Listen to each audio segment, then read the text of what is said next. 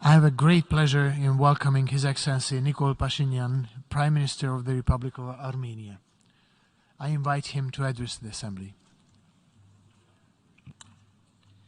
Mr. President, Excellencies, ladies and gentlemen, it is an honor to return to the General Assembly, though I wish I was here with a more positive message, given all the challenges and tribulations the world has been through in the past few years. But my statement will focus on the latest Azerbaijani unprovoked aggression against the sovereign territory of the Republic of Armenia and its overall impact on the stability in the South Caucasus. On September 13, Azerbaijan launched an unprovoked and unjustified military aggression against Armenia, using heavy artillery, multiple rocket launchers, and combat UAVs. The Azerbaijani armed forces shelled 36 residential areas and communities, including towns of Goris, Jermuk, Vardenis, Kapan, Geramasar, deep within the sovereign territory of Armenia. This was not a border clash. It was a direct, undeniable attack against the sovereignty and the territorial integrity of Armenia, which was condemned and addressed during the latest UN Security Council meetings and beyond. The Azerbaijani attack deliberately targeted civilian population and vital civilian infrastructures.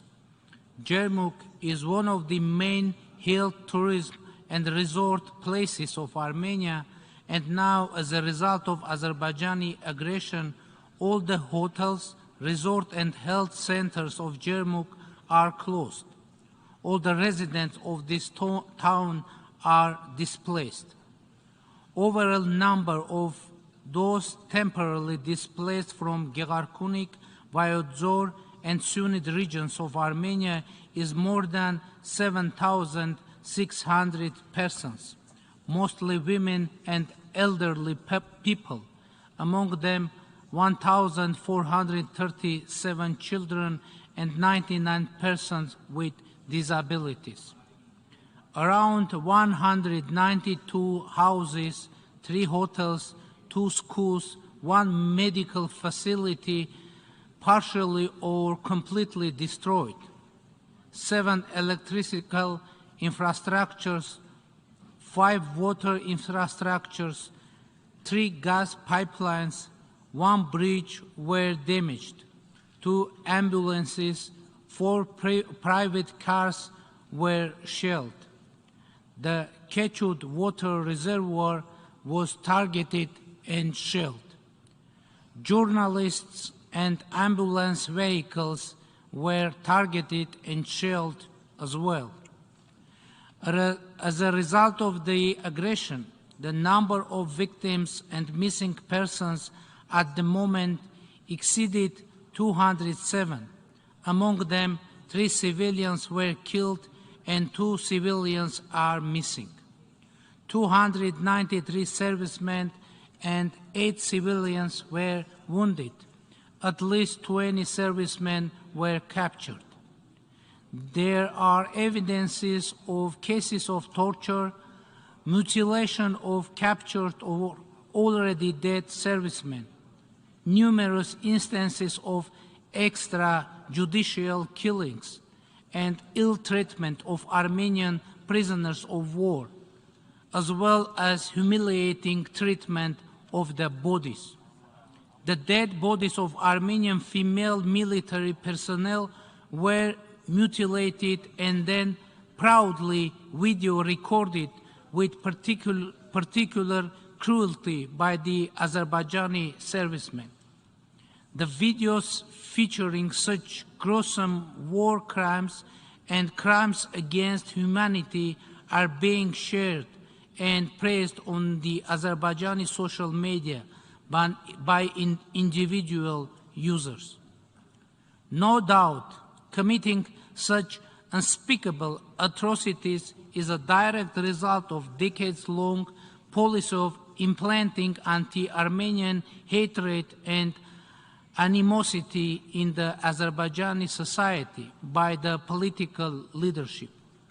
In the wake of this offensive, the official narrative and other sources of information suggest that Azerbaijan intends to occupy more territories of Armenia, which needs to be prevented. I want to stress that the risk of new aggression by Azerbaijan remains very high, especially taking into account that every day Azerbaijan violates the ceasefire and the number of casualties and those injured could change any moment. Another factor for further escalation can be inappropriate reaction to this situation by the regional security organizations, which raised very hard questions among Armenian society. Ladies and gentlemen, despite the above-mentioned facts, Azerbaijan is trying to pose itself as a country seeking peace in our region, peace with Armenia. Hearing from a side what Azerbaijan is saying, you can even be impressed by its devotion to peace efforts. And for staging this impression, Azerbaijan is using the subjects of peace treaty with Armenia, border delimitation, and regional communication opening agenda. Why we have no tangible progress in these directions? The reason is very simple. Azerbaijan is using all those topics for territorial claims against Armenia. For example, one of the most important subjects of peace treaty is bilateral recognition of territorial integrity between Armenia and Azerbaijan. We have already declared that we are ready to do so, but Azerbaijan hasn't done it so far. On the contrary, Azerbaijan has been publicly voicing that the entire south and east of Armenia and even the capital city of Yerevan is an Azerbaijani land. On the other hand, Azerbaijan is keeping under occupation tangible territories of Armenia, and as I said, the risk of new aggression by Azerbaijan remains very high. In this regard, I am posing an official and public question to the Azerbaijani president. Could you show the map of Armenia that you recognize or are ready to recognize as the Republic of Armenia? Why I am asking this? Because it can come out that from the point of view of official Azerbaijan, only half of Armenia and even less is the Republic of Armenia.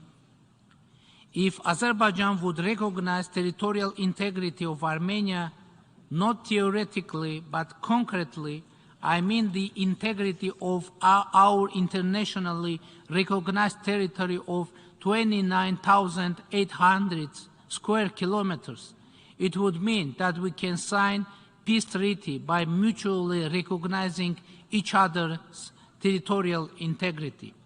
Otherwise, we would have a phantom peace treaty, and after that, Azerbaijan will use border delimitation process for new territorial claims and occupation. As you may know, bilateral commission of border delimitation and border security was formed in May, and 2 meetings of the commission have taken place. Before the formation of the commission, last year, Azerbaijan occupied more than 40 square kilometer territories of Armenia. And then, one of the excuses of Azerbaijan about the reasons they have done this was that Armenia, according to them, refuses to form border delimitation commission. Of course, we didn't refuse to do that, but only insisted that simultaneously a mechanism of border security should be established. In the end, according to our international partners' request, who argued that the Border Commission work itself will be a reliable factor for border security, we agreed to start the work. And now that Border Delimitation and Security Commission has been formed and is working, Azerbaijan initiated a new phase of aggression. And some of those international partners are silent. But what is now the explanation for aggression of Azerbaijan? You know, if someone has excess of aggressiveness, the reason always will be there. As it is said in a movie, it is always possible to find the reason. For example, why they killed Prince Hamlet. Who killed, how, when, and why? It doesn't matter. The reality is that Azerbaijan is trying and will continue to use the delimitation process for territorial claims against Armenia. Another such a topic is the opening of regional transport communication links. Azerbaijan is trying to represent Armenia as a destructive side in this discussion. The reality is that Armenia is ready to open its roads for Azerbaijan in the framework of our national legislation. Moreover, recently the draft decision of government was published that supposes to open 3 checkpoints in the border with Azerbaijan for implementation of the Article 9 of the trilateral statement from November 9, 2020. According to that draft, citizens and goods of Azerbaijan would be eligible to use the existing roads of Armenia to commute from main Azerbaijan to the Nakhchivan Autonomous Republic. The Armenian government had political will to unilaterally accept that decision. But Azerbaijani officials tell us that they don't want to have those routes. What do they want? They want a new route to be constructed. It is also acceptable for Armenia, but according to the 9th article of the trilateral statement from November 9, 2020, a new route can be constructed with the consent of the sides. Armenia is ready to construct such a route which would operate according to the legislation and within sovereign control of the Republic of Armenia. So what is the point of Azerbaijani claims? Azerbaijan is hinting that Armenia has to provide an extraterritorial corridor, and according to them, the 9th article of the trilateral statement from November 9, 2020 is supposed to do that. The trilateral statement is a public document, and in the 9th article there is nothing about corridor, extraterritoriality, etc. So what is the purpose of Azerbaijan?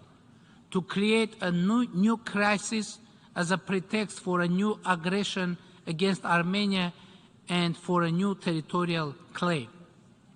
We have shared packages of proposals with Azerbaijan on the topic of opening communications, and if Azerbaijan accepts that those routes must operate according to national legislations, we can decide on this very quickly. By the way, the trilateral statements from November 9, 2020 and January 11, 2021 imply that not only Armenia should provide roads to Azerbaijan, but Azerbaijan should provide roads to Armenia too, and we haven't received anything so far. As for the corridor wording, it is very important to note that in the trilateral statement from November 9, only one corridor is mentioned, and it is the Lachin corridor for Nagorno-Karabakh. Ladies and gentlemen, one of the crucial factors of regional stability is the comprehensive settlement of Nagorno-Karabakh conflict, where the rights and the security of the Armenians living in Nagorno-Karabakh will be addressed and guaranteed. Latest aggression is happening while the humanitarian consequences of the 2020 war in Nagorno-Karabakh have not been addressed yet. The post-war rehabilitation of Nagorno-Karabakh, the psychosocial issues of the displaced population, the repatriation of Armenian prisoners of war, and the preservation of cultural and religious heritage remain on the agenda of our government. Nevertheless, the Armenians in Nagorno-Karabakh are in need of the support of the international community. We call to support the secure and unhindered access of UN humanitarian agencies to Nagorno-Karabakh in order to assess the human rights situation and ensure protection of cultural heritage on the ground. We think that the Office of the UN High Commissioner for Refugees and the independent fact-finding mission of UNESCO should have access to the Nagorno-Karabakh conflict zone. Unfortunately, Azerbaijan has been blocking both missions by making artificial political preconditions, essentially blocking the access of an independent fact-finding mission in Nagorno-Karabakh. It is also reprehensible that Azerbaijan stalls the repatriation of Armenian prisoners of war, inter alia subjecting them to artificial trials in gross violation of international humanitarian law, its own commitments, and contrary to the calls of the international community. Mr. President, ladies and gentlemen, sustainable regional peace and stability is our objective. Last year, through democratic snap elections, our people strongly supported the peace agenda of the government and reconfirmed the commitment of Armenia to pursue the democratic path.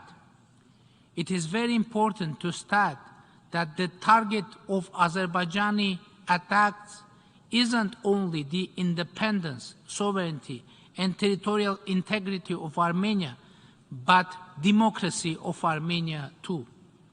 Despite the expectation of some forces, Armenia stayed democratic after devastating war of 2020, using the tool of free, fair, and democratic elections as a way out from internal political crisis. International community unanimously recognized and praised this fact. The Armenian democracy is struggling in an atmosphere when Azerbaijan is using force every day to impose its plans unilaterally to bring to the end the Armenian statehood, independence, and democracy. But I'm here to announce that we are determined to defend our democracy, independence, sovereignty, and territorial integrity by all means. I want to underscore that diplomatic solutions are an absolute priority for us, and the full engagement and support of international community is crucial. In this regard, I would like to mention that the international observation mission to the Armenia-Azerbaijan bordering areas would be an important factor for regional stability. Undeniably, in the interests of regional stability and in accordance with norms and principles of international law, Azerbaijani military forces must be withdrawn from the sovereign territory of Republic of Armenia. Ladies and gentlemen, I want to stress again, we are determined to build peace in our region, but we need the full support of the international community, which will stand by the sovereign and democratic country and people subjected to aggression against the norms and principles of international law. I believe in the potential of establishing long-term stability, security, and peace, and Armenia is committed to continuing diplomatic efforts to this end. I thank you for your attention. On behalf of the Assembly, I wish to thank the Prime Minister of